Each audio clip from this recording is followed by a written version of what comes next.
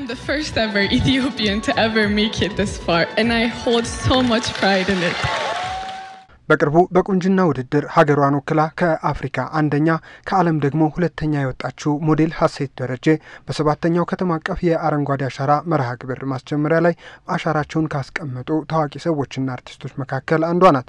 አረንጓዴ አሻራ ዛፍ መትከል የትውልድ ኃላፊነትን የመወጣት ጉዳይ ነው ያለችው ሞዴሏ እንደ ሀገር ብቻ ሳይሆን እንደ አፍሪካዊነታችን ችግኝ መትከል ባህላችን ልናደርገው ይገባልን ብላለች። እንደ ሀገር ብቻ ሳይሆን እንደ ዓለም እንደ አፍሪካም በጣም ትልቅ የሆነ የሂስቶሪካል ኢቨንት ነው ለኛ እና እንደ አፍሪካ የምንኮራበት ትልቅ ባህላችን መሆን አለበት መትከል because እንደምናውቀው ኢትዮጵያ በጣም ለምለም ምድሮች አሏት እና ያን ጠብቆ ማቆየት ደግሞ የኛ ሪስፖንሲቢሊቲ ነው።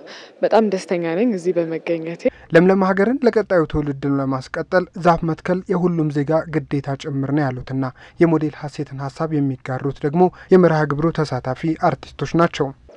ይሄ ፖለቲካ አይደለም ሃይማኖት አይደለም ወይም ሌላ ልዩነትን የሚያሳዩ ጉዳዮች አይደለም። ይሄ ሀገር ነው።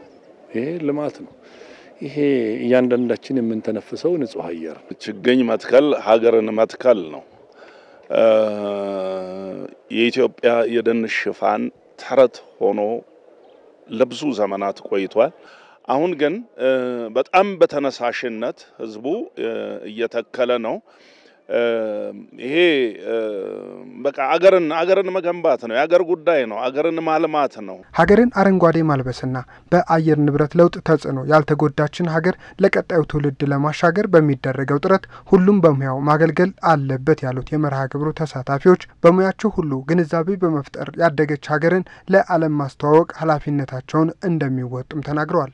ብዙ ጊዜ በተለይ የግጥም የዜማ ድርሰቶች ሰላምን ይሰጣሉ። አረንጓዴ ነገሮች አሁን ዝም ብለህ አንድ ፎቅ ስር ሆነህ የምትጽፈውና ወይም የምትደርሰው ዜማ አንድ ደግሞ ዛፍ ጥላ ስር ሆነህ የምትደርሰው እኩል አይሆንም።